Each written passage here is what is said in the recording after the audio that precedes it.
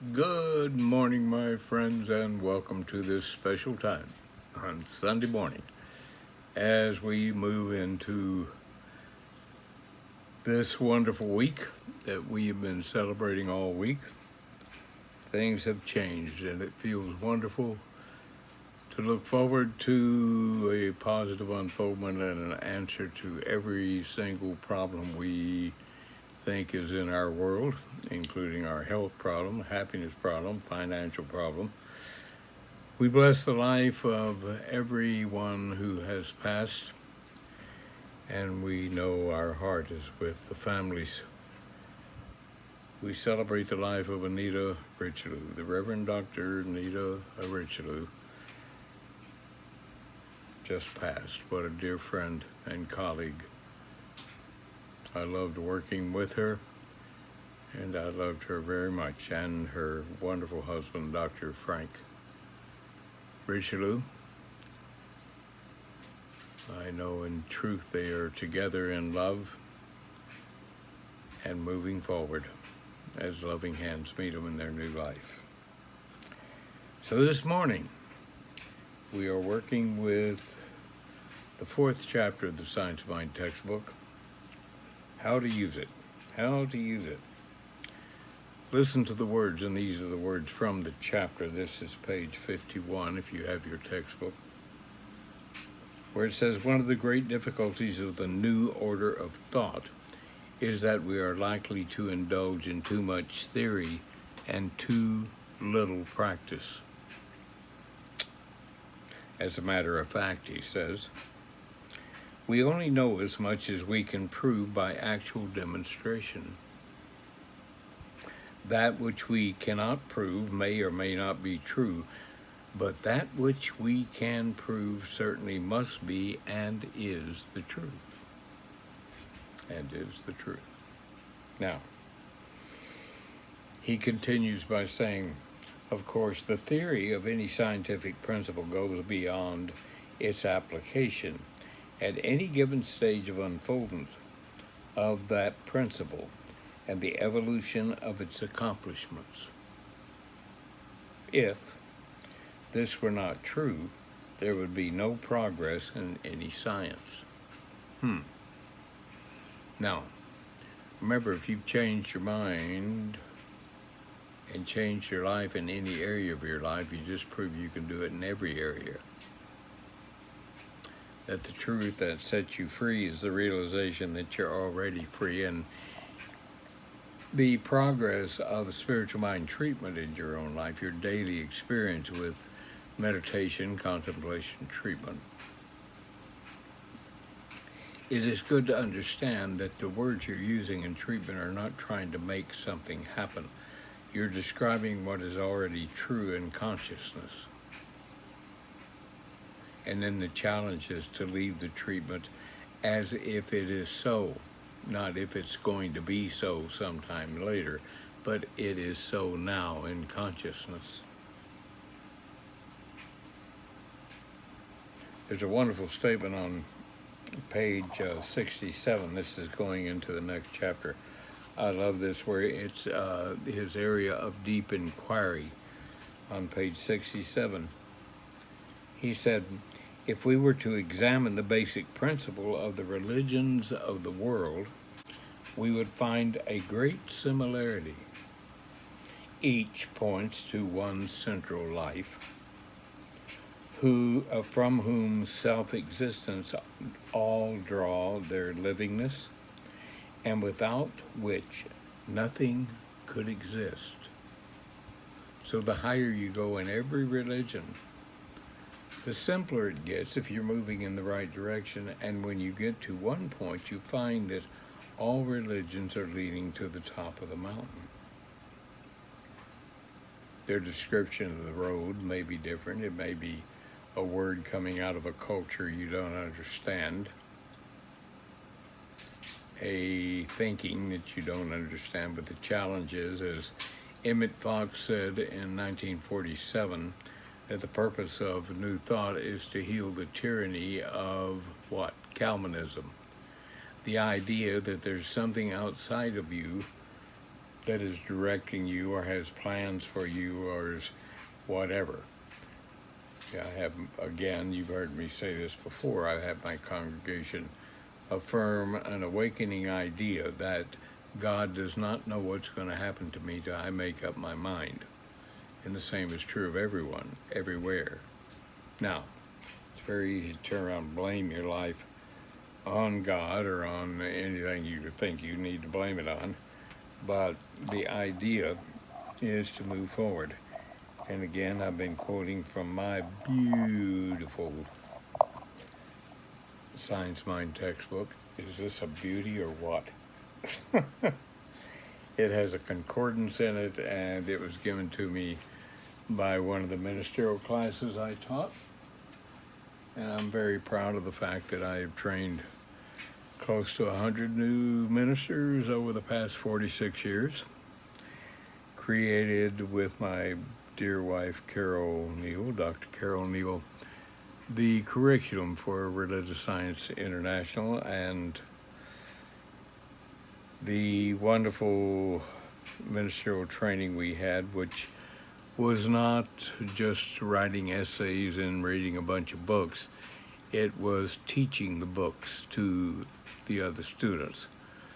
So our main focus in our ministerial training was how to teach the science of mind, how to teach religious science.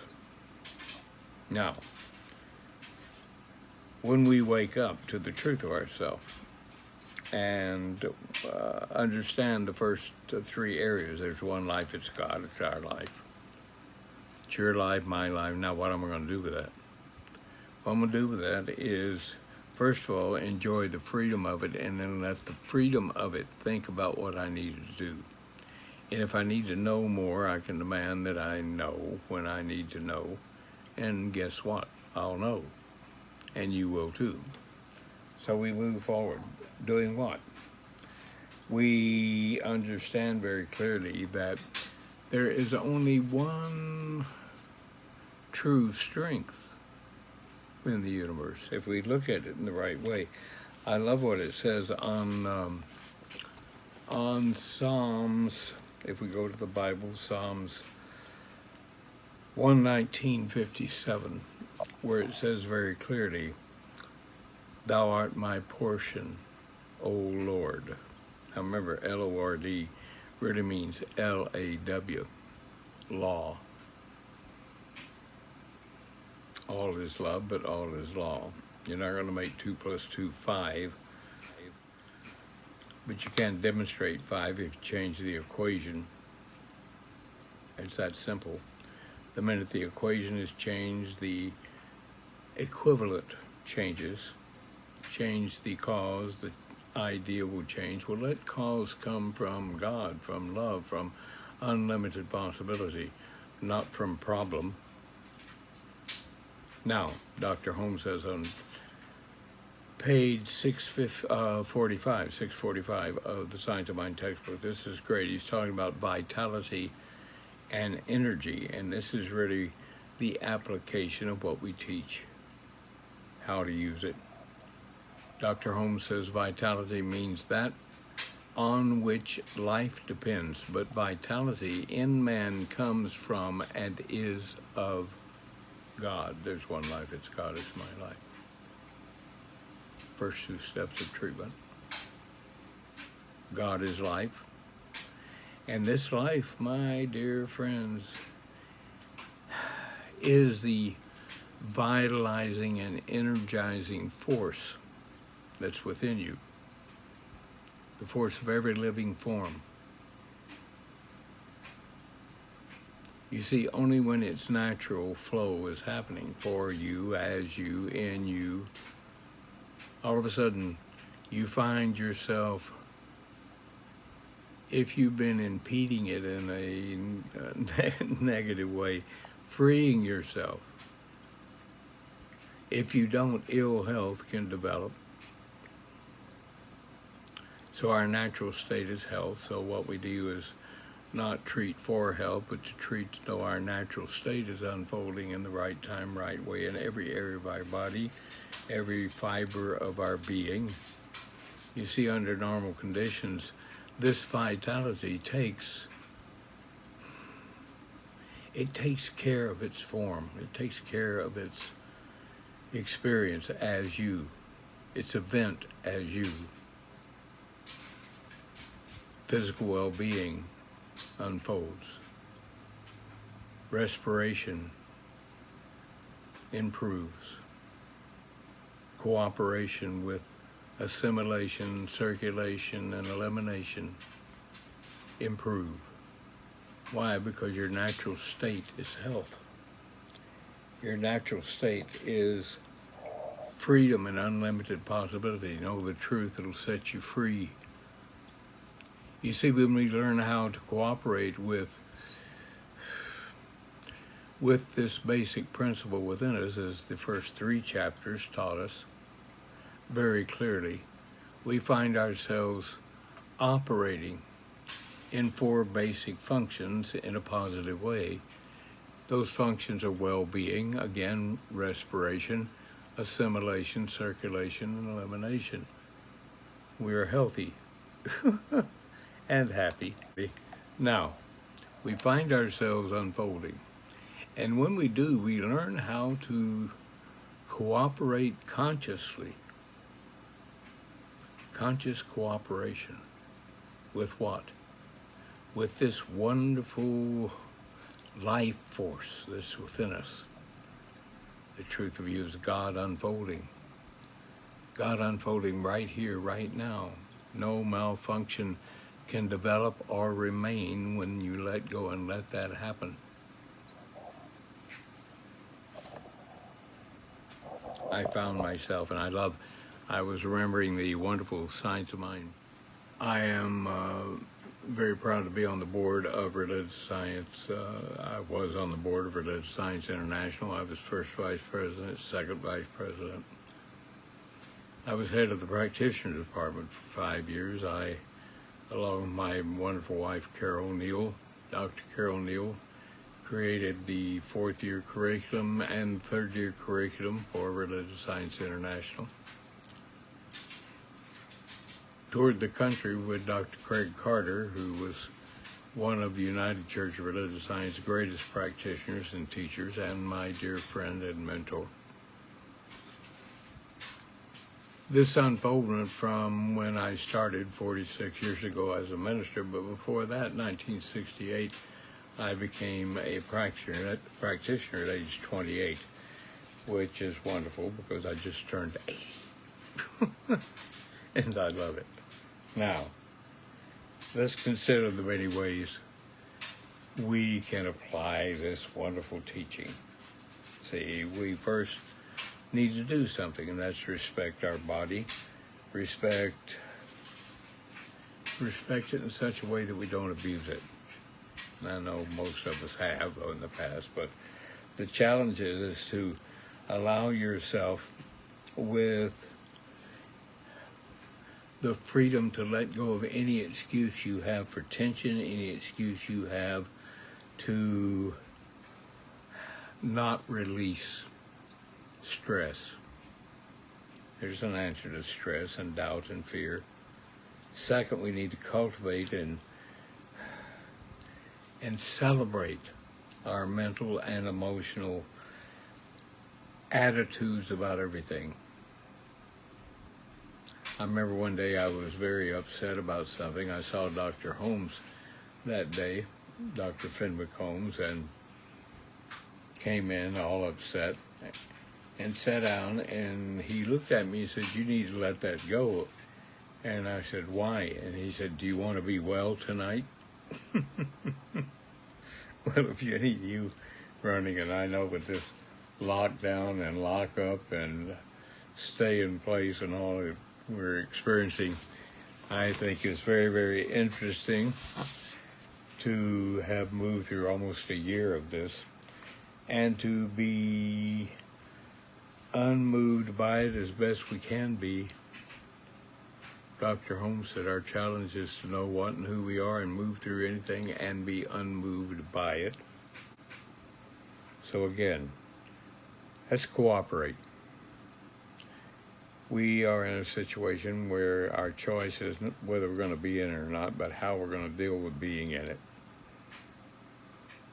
So we free ourselves and cultivate within ourselves again a mental attitude and an emotional attitude and a response that we can choose to be constructive and good and make that choice. You see, if we do this, we avoid tension, we avoid mental and emotional strain.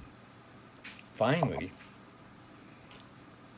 we find ourselves seeking a daily devotional, and I can't think of a better situation than to give yourself some time every day to just stop wringing your hands and feeling alone or feeling isolated, and know we're in a new beginning in our country, our world, our life, our body, our health, our happiness, our finances, and we're moving forward in a positive and beautiful way.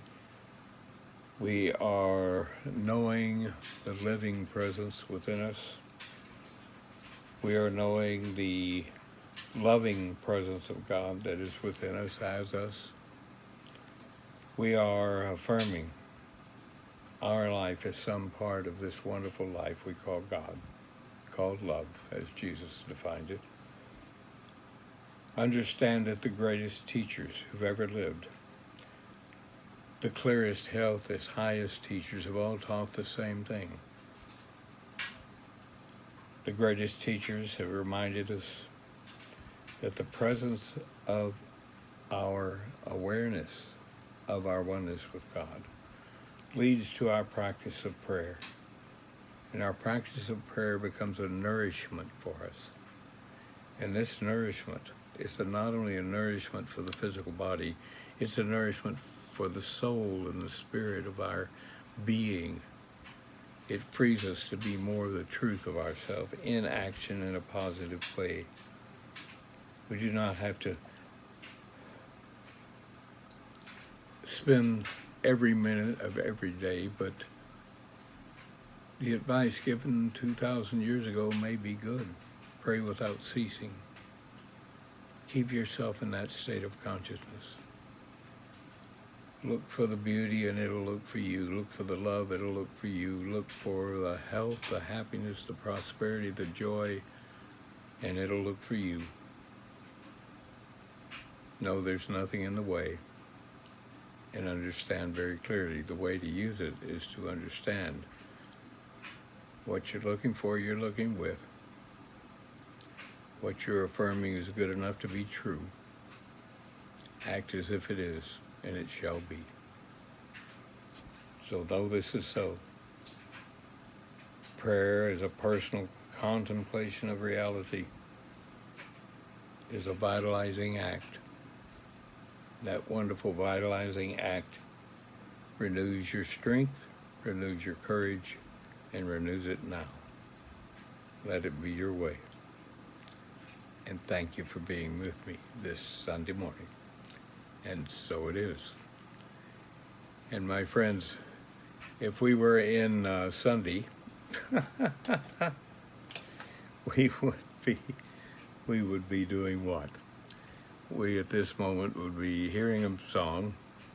She will give you the information on how to reach our website and to show you how to support and love this ongoing experience we call Tri-City Religious Science Center.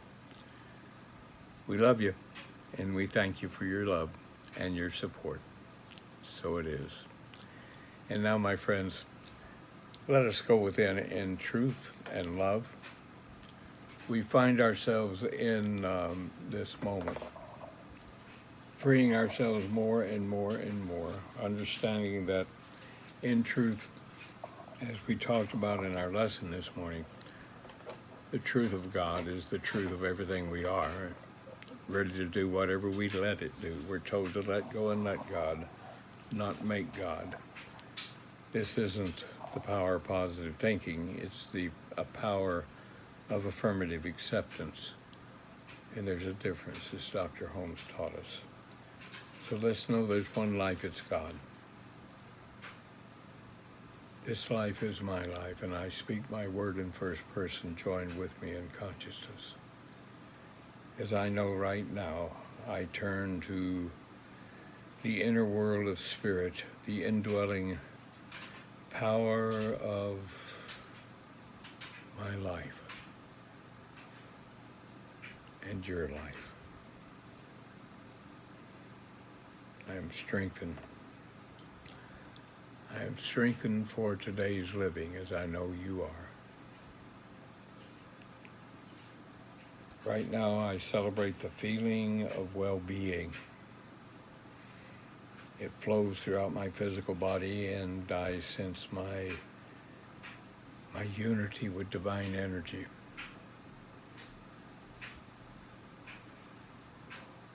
I celebrate the life of all of our loved ones we have lost over the past year. All of our friends, all of the wonderful people throughout the world who have made transition. The next life meets them with love, and the grief left behind is healed as we move into well-being on our planet. Divine energy, it can never be depleted. Every function of my body is vitalized through the life of God expressing in me, because it is me. I feel it in me because it is me. I know this is true, and I affirm, and so it is and was and shall be forever, beginning now, and so it is. Bless you, dear people. Bless our country, our world, our troops. God is blessing all of us. Let's know that's true and accept it. Let it be your way. Happy Sunday. So it is. And may your team win today. I love all of you. Have a beautiful Sunday.